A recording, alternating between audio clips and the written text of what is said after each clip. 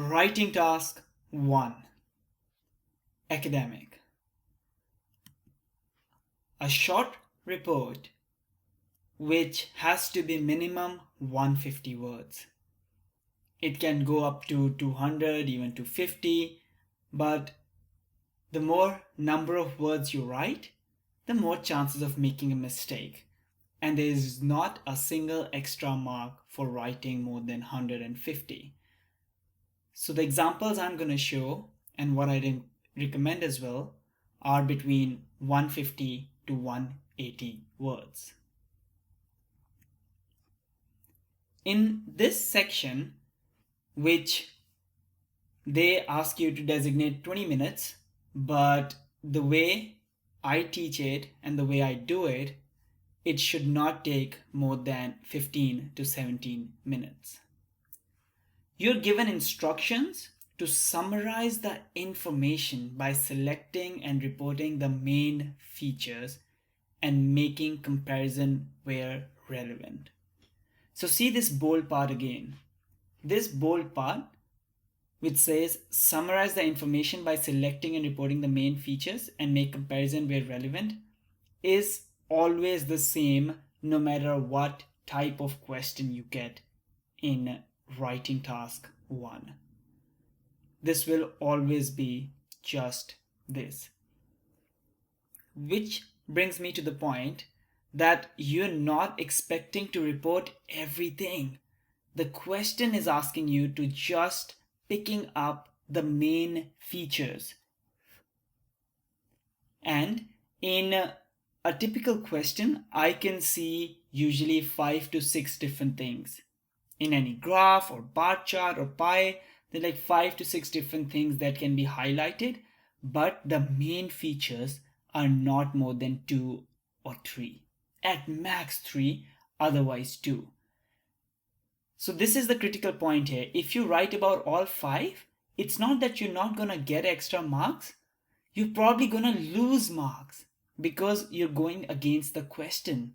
The question is asking you to report the main features. Secondly, your opinion in task 1 does not matter. In fact, if you give it, it's a negative mark. For example, if you say that I think the graph is going in this direction because whatever the reason after you give that, that's a negative mark. You're not expected to give your opinions. You're not even expected to comment on anything that is not shown in the graph. And I'll show you one example of that, of India's and China's population. So you're not expected to say things like why India's population is high or why China's population is high. These whys do not exist in writing task 1. It's very, very simple. One more thing, that if you have never analyzed diagrams before, don't be scared. These diagrams are extremely simple, and all you've been doing in at least the first 5 out of the 7 different type of questions is to just look for the numbers. And I will of course get into detail, so don't worry about it. Now the most important part in this short report writing task 1 is that there are 2 main purposes and you are expected to comment right on these 2 main purposes: trends over time and compare and contrast data. What I mean by this is that either you'll be given graphs or diagrams which will have different time periods from 1950 to 2000, something like that, and you will be expected to say how over the time period the things have moved, or there will be 2 different countries, 2 different elements, 5 different elements, and you will be expected to make comparisons among them. In most of the cases, there will be both the options. In one question, you will be expected to comment on the trend as well as make comparison. And again, as we look at the different type of examples, you will get to see what it really means by contrasting and comparing data and what it really means by showing the trend. But in your head, just make writing task so simple by understanding the fact that you're only going to look for these two things: comparisons and trends. Nothing else. Nothing. Just two things. With that, let's look at the seven different type of diagrams that you can get in writing task 1. The questions could be around the line graph, bar chart, pie chart, table, and multiple graph tables charts mean that any of the above 4 can be together. 2 of them might be together in one question. Then process diagram and map. Process diagram and map are not very common these days at all. I have included an example of each one of them. The only difference is that these are not the number game. In process diagram and map, you're not expected to make comparisons of different numbers. In fact, in process diagram, you are just required to explain the process in words that is shown in the diagram. And in map, it's almost always comparing two time periods of what was there before and what is there now. So it's like a before and after two maps. That's pretty much every single time. But let's now take a deep dive in each of these 7 type of diagrams. The first type is called line graph. This is your line graph. Okay, pause the video, take 30 seconds to just absorb it. So the question here says, the first line, the graph below shows the population for India and China since the year 2000 and predicts population growth until 2050. This line, as I said before, will always be the same. Summarize the information by selecting and reporting the main features and make comparisons where relevant.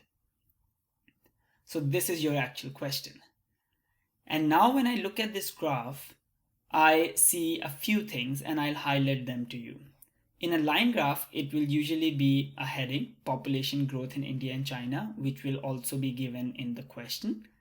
And then there will be some data on X and Y axis. So this is X axis, this is Y axis. X axis usually have time, so it's going forward, and Y axis have some numbers that is being shown. And right here, they have given the index as well, which means that the dark purple color is for India and pinkish purple color is for China. Now, if you see, both the graphs are basically showing the population of India and China respectively over the time period of 2000 to 2050.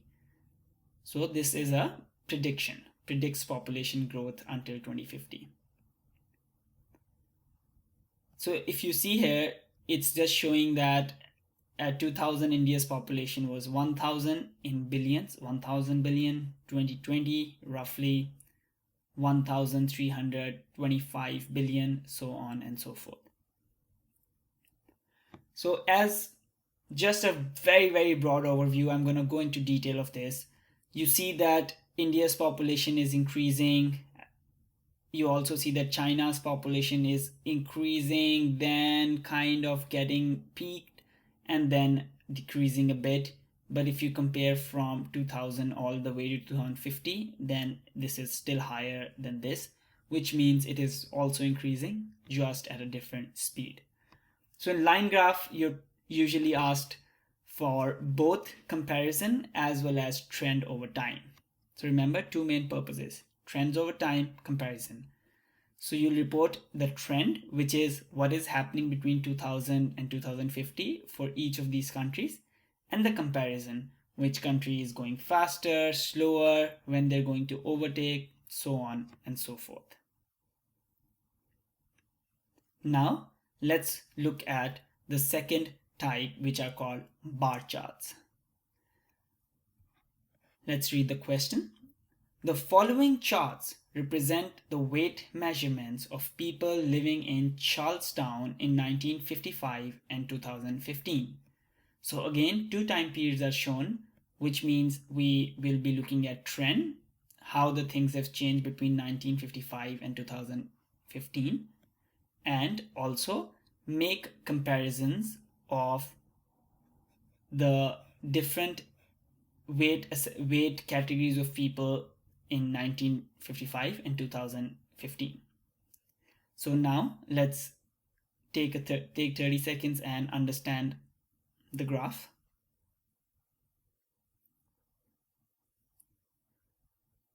As you see here, they have shown different age range. So 20 to 29, 30 to 39, 40 to 49, 50 to 59, 60 to 69. And each of this age range, they have shown what percentage of people are in different weight brackets. So let's say obese, dark orange. So from 2029, about 1 to 2% people are obese. Let's say ideal, from 10 to 80. So that's roughly about 70% people are ideal. And then as you move on and people get older, you see this ideal category is decreasing, this obese category is increasing. So that's one, which is between the different age ranges, how does the weight profile change? So that's one comparison you're going to make. And the second is that for the same weight profile, how does it change in 50 years over the time period? So from 1955 to 2015, if you see that the obesity has remarkably, surprisingly, and unfortunately increased a lot. So very few people obese, 60 to 69 category in 1955, and 2015 quite a lot of people obese. So these are two things you expected. Compare the same age ranges in two different time periods and different age ranges in one time period. And now let's move on to the third category, which is the pie chart. Let's see the heading first. The charts below show the reason why people travel to work by bicycle or by car. So there is one diagram which says reasons for cycling to work, and it's a pie chart. And pie chart always ends up having 100% of total. So these are showing how many percentage of people from 100% of people choose cycling for work for these reasons. So health and fitness reason, population impact reason, no parking problems 15%, less cost 13%, faster than driving for them 12%. And the second diagram shows why people prefer to drive to work rather than cycle. And in this, the category which is the most dominant, 40%, is choose comfort, then distance to work, faster than cycling, so on and so forth. Now take another 30 seconds, pause the video and analyze the diagram. What I see here is that this is the example of a question that does not require to analyze trends over time. So there's no timeline given. So this is only asking you to make comparisons. So there are like tons of comparisons, right? You can say that no cost is 13% of the total, and no cost does not exist in the driving category at all. And you can keep doing these small comparisons, but those are not required. You're actually required to make 2 or 3 biggest comparisons, or just biggest features, main features. So I see that 2 main features of this diagram is that health and fitness and population are the 2 biggest reasons why people cycle to work. And if I see car, then predominantly comfort is the biggest reason. And in comparison, comfort is the biggest reason among all the different reasons which people choose to travel by either of the transport modes. So these are the few things you're expected to see, just this very obvious big comparisons. And now let's look at the fourth type, which are tables. Tables usually have way more information that is required. So students many times do get slightly scared when they see a table. But again, as I said, there's tons of information. You're only expected to find 2 or 3 most starkingly obvious information that the examiner wants you to analyze. And that is the reason you get marks. Just to reiterate, not to be extremely meticulous and see every single number, why it's there, and trying to sound smart. You don't get number for those. You get number to be smart enough to see what is the most important thing in the diagram. So let's see the question. The table below gives information about languages with the most native speakers. Okay, so let's see what columns we have. We have a language, Mandarin, Chinese, Hindi, Spanish, English, Arabic, and Portuguese. So their languages here. The number of native speakers for each. Chinese have 900 native speakers. So native speakers are people who speak this language by birth. 370 for Hindi, then there's Spanish, and if you see, this is pretty much in descending order with the highest number of native speakers at the top, and so on and so forth. Again, you're not expected, you should not make any commentary on things like Chinese has the highest number of native speakers because China has the largest population in the world. No, that information of what is China's population is not given in the table. So you're not expected to bring anything that you know from your own knowledge and history to the question. You just have to stick to what is shown. And then there is this column of number of speakers as an additional language where people learn this language. And there are few numbers here. Interestingly and strikingly, 603 is standing out among all the numbers. So you're expected to make a commentary here. And then the total number of speakers. Again, you're expected to make a commentary of what is going on. So take 30 seconds and see what are the 2 biggest things that you can look in this table. The 2 biggest things I am looking at are the Chinese have the highest number of native speakers by a margin, like 3 times more than the average of the others, and also highest number of total speakers, more than 1 billion. The second major thing I'm looking at is that English has an uncommon high number of additional people who learn English, more than even the native speakers. So this is the only language which has more additional speakers than the native speakers, and hence also a huge number of total speakers. So these are 2 things I'm expected to comment on this table.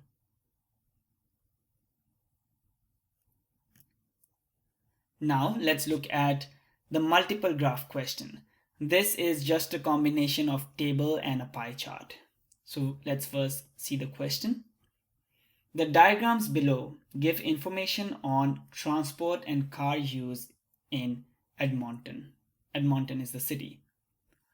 If you see here, there is a pie chart which shows you that transport and car use. So which mode of transport people use and how much percentage for that. So car is used 45% of the time, then LRT is used 35%, and then 10% goes to bus and taxi. And then people's reasons for using the car in the city.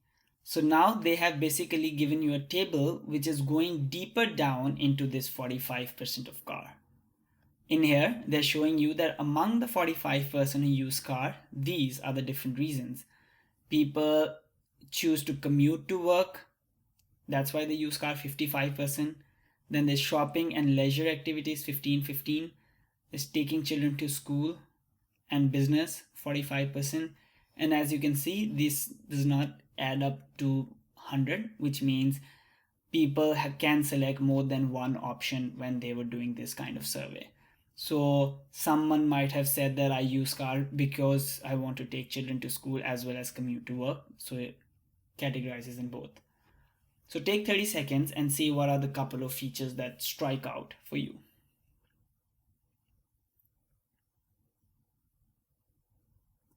So to me, of course, the biggest feature is that car is the most dominant, and similarly LRT is very close as well, and these two together are significantly more, 3 to 4 times more than the next two options of bus and taxi. So that's my analysis of the pie chart.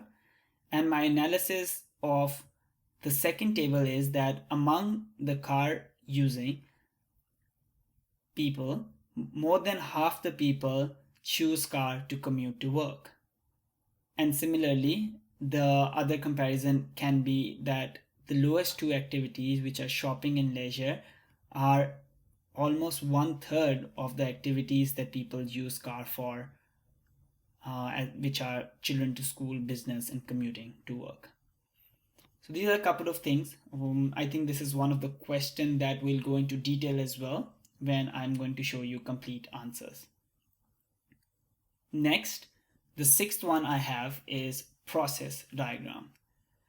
Process diagram, as told you in the introduction as well, does not require you to either make a comparison or show the trend over time, and it's not very common these days, but it can come. It is expecting you to explain the process by just looking at two diagrams, or one diagram which is a cyclic diagram. So they would have shown what happens, like a food cycle. People eat, food gets digested, people die, nutrients go back to soil, and so forth. Let's see what they've shown here. The diagram shows a structure that is used to generate electricity from wave power. So as you see these two diagrams, let's see what are the key features. I can see that the difference is that in this, a wave is coming, and in this, wave is going back. So arrow here and arrow there. What else? So the air is going out of the column as the wave is coming in, and the air, arrow down, is coming back when the wave is going out. So when the air goes this direction and this direction from the column, there's a turbine that is fitted in the column which is moved by the air. So that's the arrow here. So air goes, moves the turbine, and then air comes back, moves the turbine, and they've written here that turbine moves in the same direction, which means that air going and coming back is moving the turbine like from here, come back here, here, come back here, in the same direction, and turbine keeps moving, which keeps producing electricity. So that is what you expected to explain in this process diagram. What are the key features of this infrastructure? You'll say the chamber and column, and don't worry, I'll explain this a bit in one of the sample answers, and how when the wave comes, air moves and electricity is generated. And now let's look at the last question. The last type of question are maps. Maps are almost always before and after. So this one shows, the diagram below shows the changes that have taken place at Queen Mary Hospital since its construction in 1960. So the main feature is the Queen Mary Hospital here. constructed in 1960, what has changed since then? So you look from 1960 to 1980 and you see that hospital has added a pharmacy and the shopping center has gone and a cancer center has come up here. And you also see that the farmland has been used to build up a nursing school. And then from 1980 to 2000, if you see that the cancer center has kind of expanded, the nursing school has moved to a different building, which is now half of the car park. So you are expected to make a commentary on how from 1960 to 2000 things changed. What are the two key features? In my head, it's hospital having its own pharmacy getting added. So that's the one big one. And second, hospital having its own cancer center and nursing school added. So shopping and farmland has gone, given way to cancer and nursing. Yes, it has gone bigger and smaller and so that, but more than that, just the fact that they have gotten added are the bigger feature.